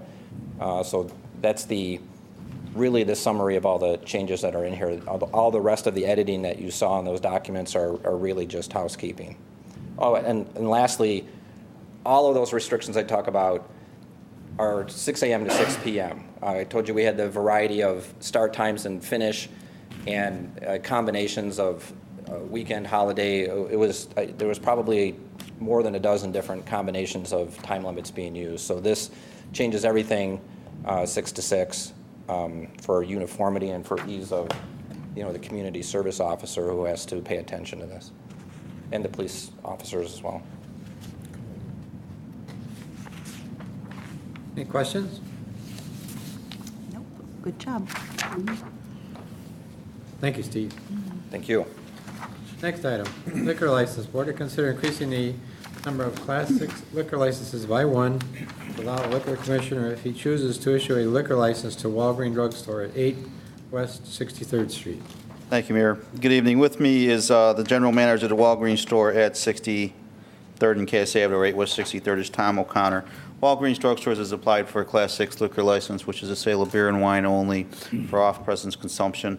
As you all know, in the past, when there was a previous Walgreens in that shopping center, they had a larger liquor section, and that is not the case, and I'll let Mr. O'Connor explain that to him. But Walgreens is trying to sell like convenience-style beer and wine in small portions and small cartons.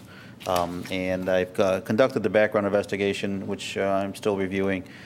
They have until March 30th, the Liquor Commissioner has until March 30th within which to conclude or decide whether to issue a liquor license. There was some concerns from other local businesses, but they're not here this evening. And so I would like to present Mr. O'Connor to explain the operations for Walgreens Drug Store and their Class 6 liquor license. Thank you, Officer Tom. Hi, my name's Tom O'Connor. I'm the store manager for the Walgreens at 63rd and Cass. Some of your faces look familiar. I've seen you in my store. I've been there. I was in there today. In that store for 10 years now. As you know, Walgreens is expanding the liquor. They want to bring back liquor. They used to be in liquor years ago, since Prohibition. They made a business decision in the 1990s, late 80s, early 90s, to take liquor away due to business. They want to be more of a health environment. The way the economy is now, and everybody's fighting, I guess, for the mighty dollar, they're trying to put liquor in small sections in stores for convenience. We're not really here to compete with anybody. It's just going to be more of a convenience thing. They're looking to put a 12-foot wine in the store and a 6-foot beer, and they will have a cooler door with beer in it. So it's about 2% of my store space would consume liquor. Walgreens has gone through great extremes of protecting the public and trying to not sell to a minor and all that other stuff. I know that everybody in my store, because the Village of Westmont encourages BASSET training, which is the liquor training. Everybody in my store has done that already, except for one pharmacist right now.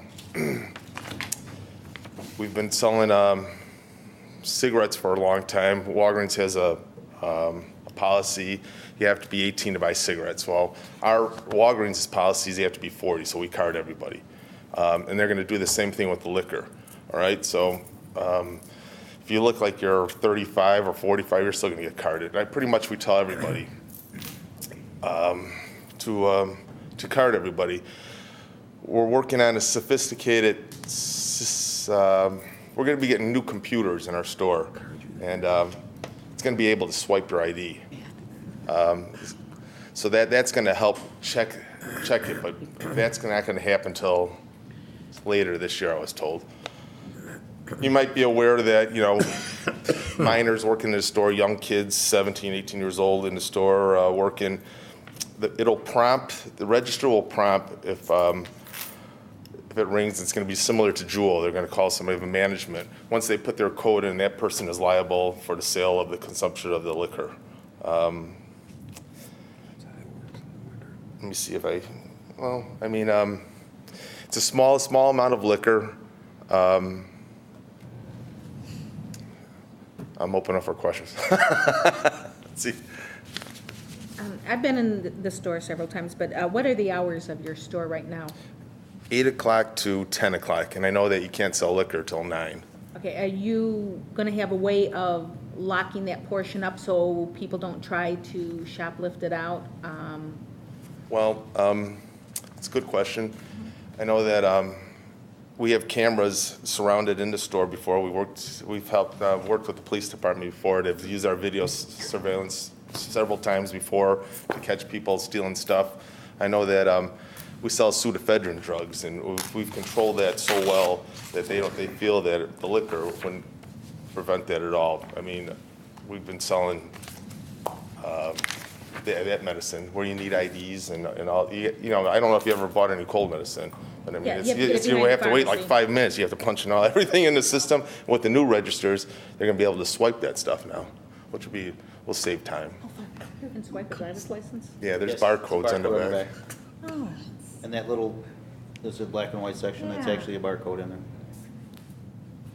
Oh my God, that's cool stuff. I prefer that. I can never think of the date. But I was just concerned because, and you're going to have them way over on the cooler side, correct? So there will be. It's not a convenient thing where people just walk in and it's going to be right by the door. No, yeah, it's more, exactly where they're putting it in my store, I don't know, but it won't be in the front of the store. And Well, I was thinking because you have the coolers, you said some of the beer would be in the Right. cooler. I'm presuming it's probably going to be on that back wall, in front of the pharmacy area. On that wall Right. before you get to the pharmacy. And I don't know if you guys are aware of this, but Walgreens is going to that lower profile, similar to what CVS has done. And we might be getting more of a health convenience hospital stuff that we might be selling in Westmont here too. Something that they're looking at. The program is called CCR. Jewel's doing it where they're lowering everything, and you're sometimes. We used to carry, I think we carried 20,000 SKUs of items in our store, and I think we've cut it down to about 5,000. That's what CCR is going to wind up doing. Better for us shorter people, so. Yeah, there's no more superstructures. Now I'll see all the dust. Only question, I know in the ordinance, and Tom, I'm sure you've checked this out, the distance to schools and surrounding things has to be so far away. 500 square feet to any, Oh, it is? 500 square feet to any schools, church. So we're good with all that? Yeah, I'm unaware of any daycare centers or anything like that in that area. I'm trying to think. I think the closest daycare is down towards Thornton's, across the street from Right. Thornton's, yeah. Yeah, so it's 500 square feet, and there's no churches or schools or anything like that. Okay. And they do the one in this license class requires them to have a minimum 5,000 square feet. Their store is 10,000 square feet, so they're good. Good. That's good. I'm fine. Okay, any other questions? Sounds fine. Thank you. We'll be on our agenda for Monday. Thank you. Thanks for waiting. Finance ordinance number 22. Waive the reading. Plus the waive reading. Purchase orders. Sit down yet. Questions on purchase orders? Yes, I have a question. Several months ago, when the police department wanted to replace squad cars, I asked for an analysis of replacing them with Dodge Chargers or Chevy Impalas. Sergeant Dale did a lengthy presentation in writing about why that was a bad idea. And tonight I'm looking at a purchase order to purchase a Dodge Charger police package. Chief, what's going on? This is for a detective vehicle. This is not for on the road. Sergeant Dale's comparison was more for patrol use. This is for the detective use vehicle, not for patrol use. We use the state purchase order pricing. As you know, Fords are being phased out. Chevy's is coming up with a new model. Several options with this. Again, this is not for patrol use. This is for detective use, to give them a vehicle that doesn't look too much like a patrol vehicle or a police vehicle, as well as also give us the opportunity to maybe get a chance to evaluate Dodges before with this new model coming up. We're going to probably look at Chevys and look at Dodges again. This will give a chance to take a look at those vehicles. The police package, as you see, it's for, again, detective use. However, it does have emergency lighting in it. Again, it's not for the road use, it's for our detectives. That would be the difference. For my benefit and the people at home, when it's fully equipped with emergency lights, I know where the sirens go, but are the emergency lights just in the front grille? Front grills all around, all to give you protection from the rear and from the front. So it's not just in the front grill, to be to the rear as well. So it won't be an unmarked, I mean, it won't, will it be marked like a cruiser? No, it's an unmarked, plain, unmarked vehicle.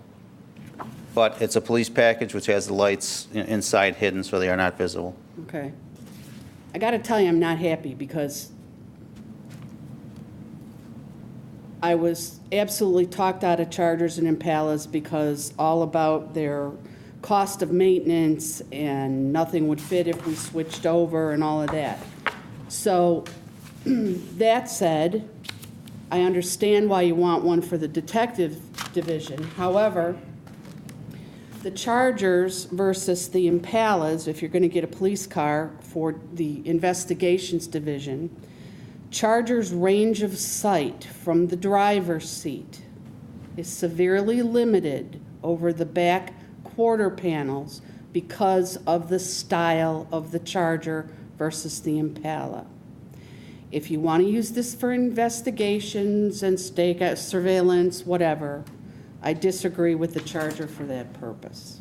People can approach that vehicle and the officer is at a disadvantage because if you know the Chargers, you know at what angle to approach them and the officer will never see you.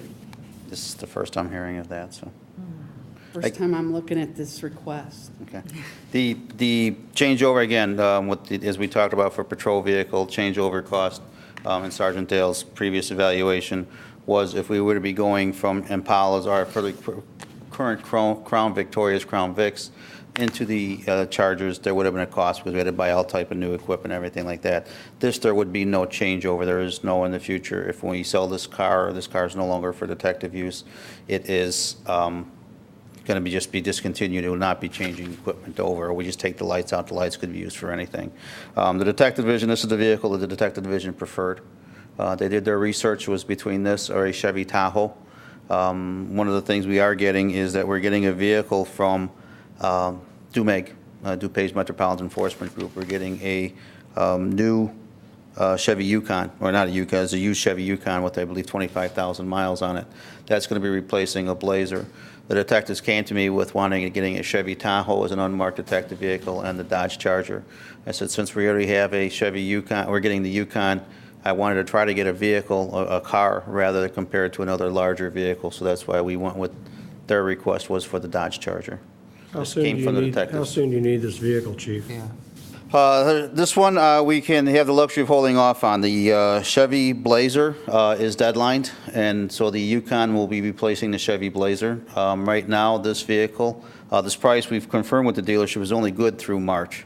However, the vehicle that this is replacing is a Mercury Mark Grand Marquis, which is still in good shape. That'll be a continued use vehicle handed on down to someone else. Well, I would highly suggest that maybe there might be some, I understand they did their investigation and they looked at the vehicles and that, but I think maybe there might be some other reasons why they chose the Dodge Challenger. I would suggest very highly that they look at the Chevy Impala. Okay. For Chief, and I agree with what you're saying. For Monday, he said this, to purchase this is only good through this month. Because I was wondering, could we take this off? Based on what Trustee Emery is saying, that's, it sounds even a safety issue, and maybe the officers looked into this and they know it and they can come back with an answer on Monday, or maybe they've never heard of this and give them time to look into that situation, and maybe they might change their mind. I don't know. And I'd like to see a cost comparison of any model that can be used unmarked in a police package. Okay. So we'll take it off. But don't put the Toyota in there. Could we take, I mean, but then if we. Well, we did have look time- at, they did price a Toyota, they price a Chevy Tahoe Charger. They did look at a Chevy Impala. I know, but they looked locally. I don't know if they got a police package price on that. If in fact this does, I mean, satisfy the board in 2 weeks, do we still have time to purchase? Is that? This price, they've had this price for over 2 months, and they call the dealership to see if they'll honor this, given today's economy. They're pretty good about it. Still 2010s, they're not going up. I would think that we would, even though they Because may say it's Monday's not, our last if they want to voting make a day. sale, I would kind Right. of think that they Yeah. could. So we will look into the functionality of the Dodge Charger. Just do a little more homework. Right. So are we removing this? Yep. Okay. Thank you, Ted. Thanks for going. Any other comments on purchase orders? Anything else to come before the board at this time? Just wanted to clarify one thing on the J. Fleming request. Was it the consensus to leave up the metal poles when the tent is down throughout the year? Yes? Well, if Okay. it's easy to remove them, but if it presents a hardship, like he's got them concreted into the. They're anchored and, I mean, it's, It's winter time when they're not being used, and how many people are really going to pay attention to it? I mean, those things are not real easy to take apart and put back together, especially the size that they are. I'm fine with them where they I are. don't have a problem with leaving the Why don't we framework put in there up. then that, if they can leave it in, but we're going to have that language that the board can modify the conditions at a future date. If you want to have them removed, you can do that. I worried more, I don't know what if they would end up rusting and pitting. No, No, they're aluminum. That's it's all, still it's all anodized. When they set the turkey on fire. That's not my problem. That's fair. Yep. Anything else? Nope. Make sure that somebody comes in, one would If come. there's nothing else, I would just entertain a motion to adjourn. So moved. Second. Roll call. Trustee Scott? Yes. Trustee Fleming? Yes. Trustee Klebanow? Yes. Trustee Emery? Yes. Trustee Seneca? Yes. Trustee Forsley? Yes. Thank you. This meeting is adjourned.